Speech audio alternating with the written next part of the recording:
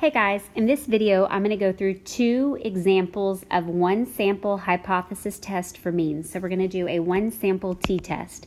So we'll go through two complete examples. One, we'll look at both hypothesis test and confidence intervals and how they connect. And then we'll do another hypothesis test. We're going to go beginning to end, assumptions, hypotheses, calculations, conclusions, everything. And this should clear up any confusion that you have about hypothesis testing. So grab something to write with and let's get started. Today we're talking cookies. The Wall Street Journal, real article, January 27th, 1994, reported that based on sales in a chain of Midwestern grocery stores, President's Choice chocolate chip cookies were selling at a mean rate of $1,323 a week.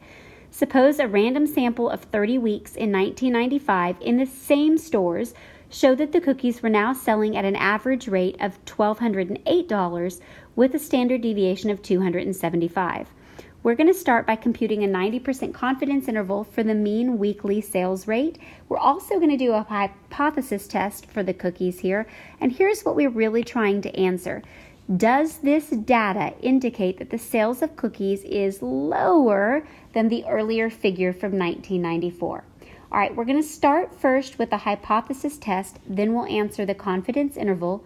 So to do a hypothesis test, first we have to check our assumptions. All right, our first assumption is that we have a simple random sample of weeks.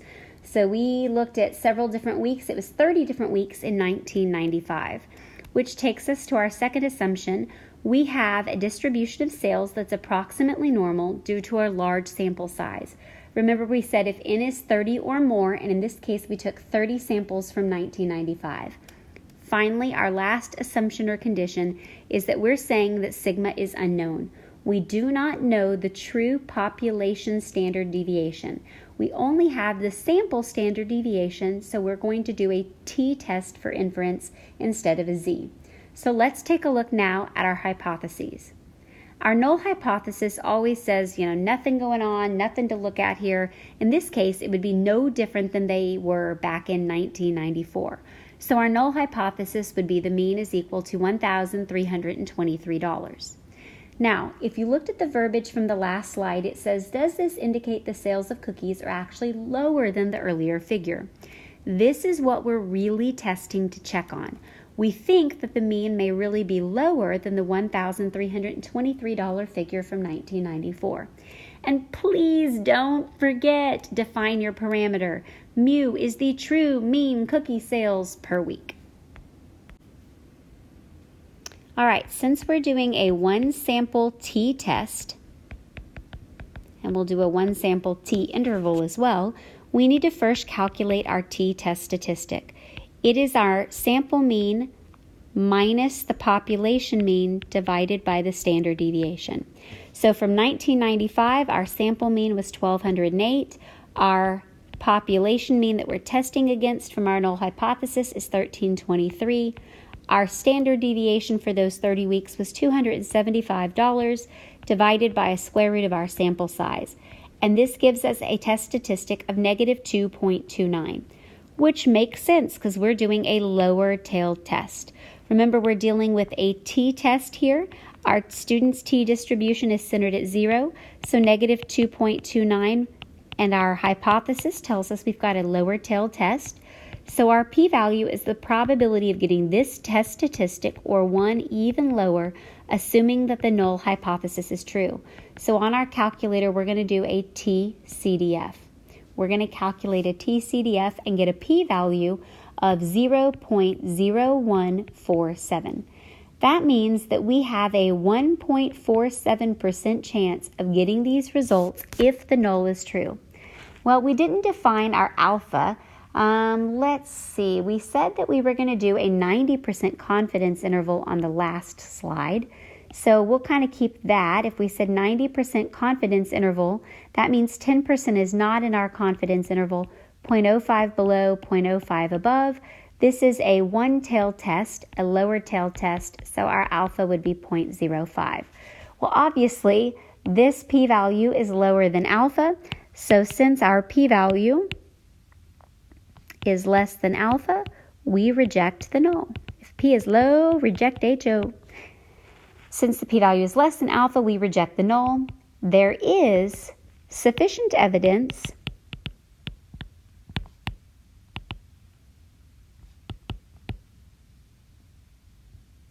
to suggest the true mean sales for cookies,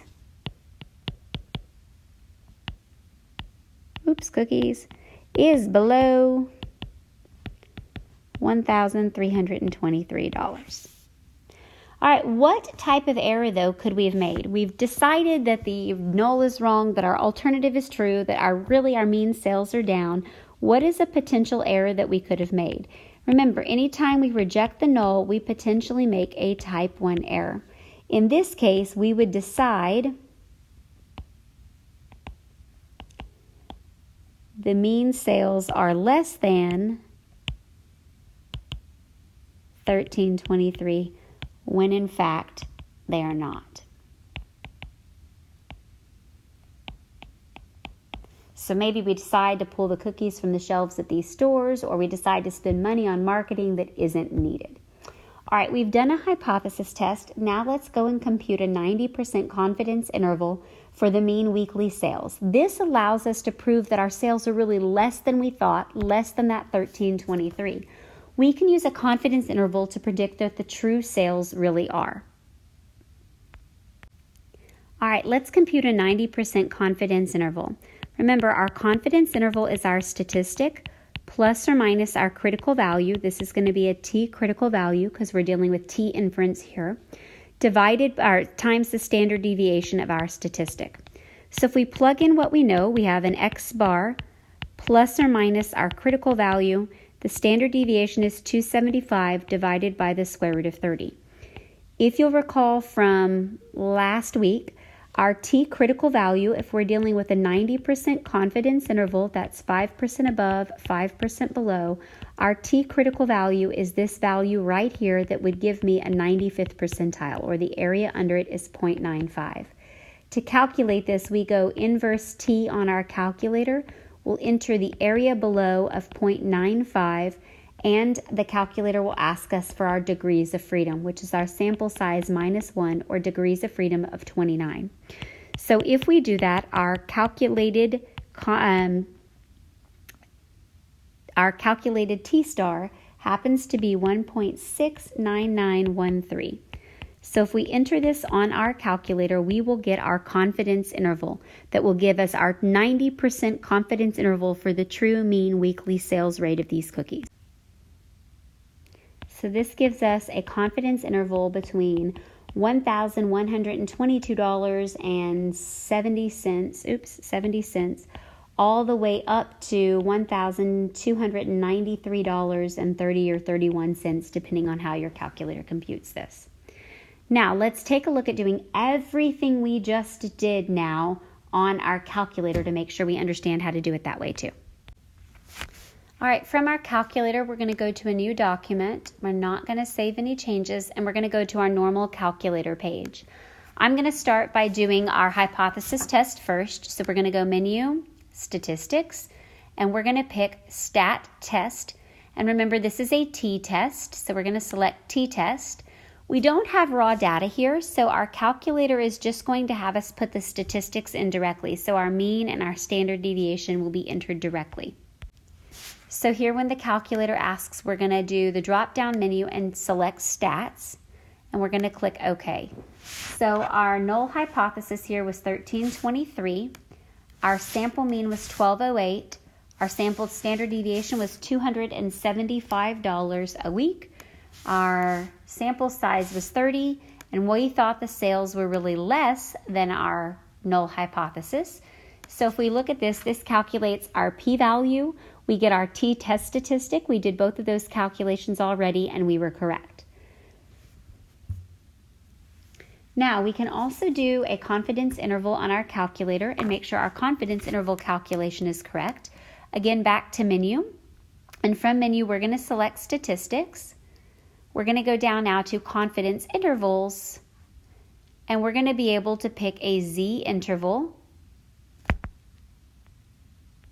So there's a little bit of a lag on my calculator and what it's recording. So confidence intervals, we're going to click confidence intervals, and we're going to select a Z interval. Again, we're not entering data. We've got the statistics, the mean and the standard deviation calculated already, so we pick stats instead of data on our calculator. Then we select OK. We've got our sample mean, our sample standard deviation, our sample size, and then don't forget to change your confidence level now to 90% confident. And so there's our lower and upper bound of our confidence interval that you will be able to see on your calculator. Like I said, I'm sorry, there's a little bit of a lag here. My screen shows it, but it doesn't look like yours does. Let me pause and refresh that. All right, so you should see the lower and upper bound for your confidence interval here. Let's go back, draw our conclusion, and do one last example.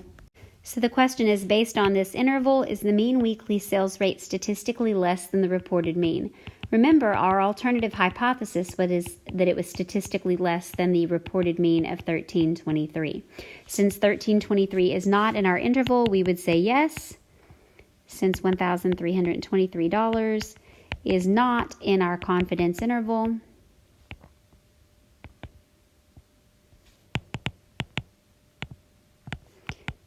there is statistically significant evidence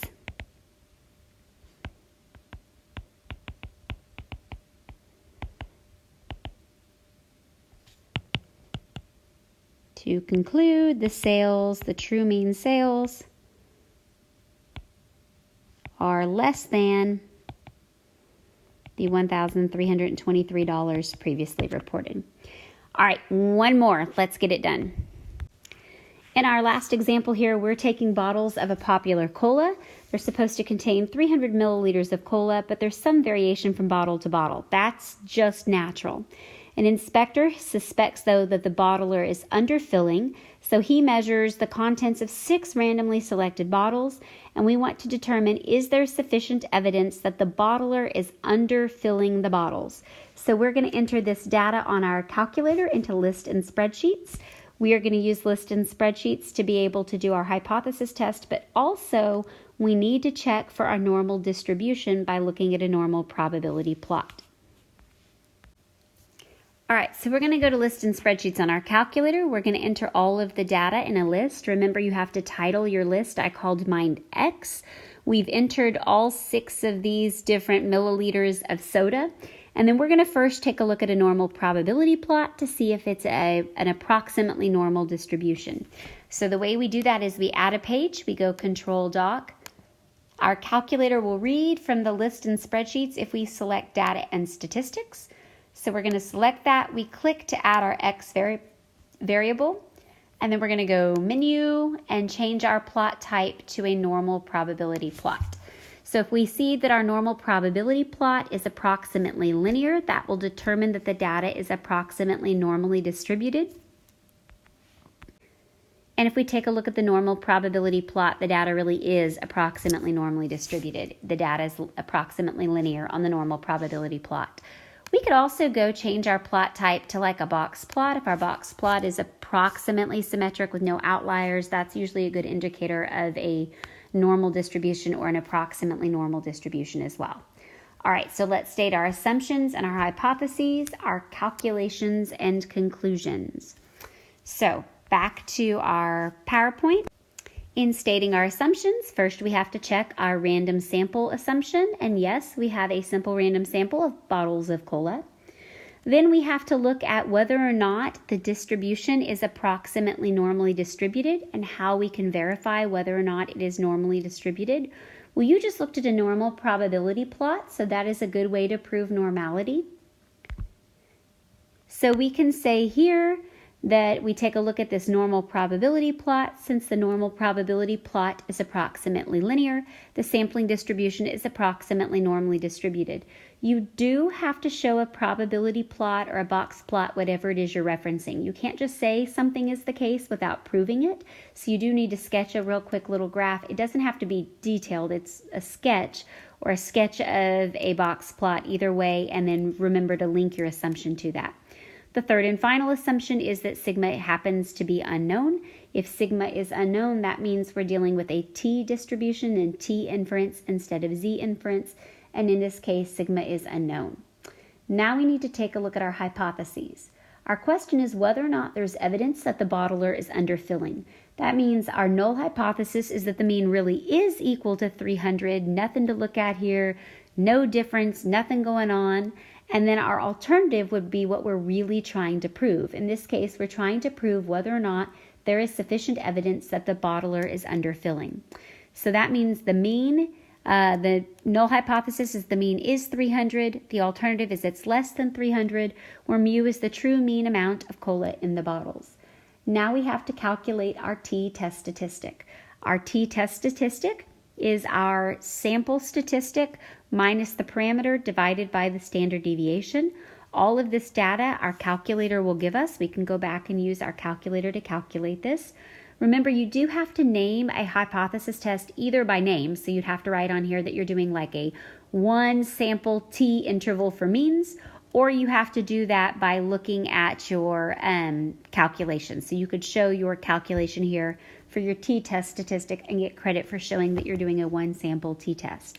My t-test statistic is negative 1.576, which gives me a p-value of 0.088. We said on the last slide that alpha was 0.1. So if our burden of proof is 10%, here p is less than alpha. Remember, if p is low, reject HO. If p is high, let HO fly. So we're going to compare our p-value to our alpha so that we can make our decision. We're going to say, since our p-value is less than alpha, we reject the null, and then we're going to write our conclusion in terms of the alternative hypothesis, but in context. That means there is sufficient evidence to suggest that the true mean cola in the bottles is less than 300 milliliters. All right, you've made it through. If you've got any questions, come and see me. If not, hopefully you have a pretty good grasp on one sample confidence intervals for means. Bye, guys.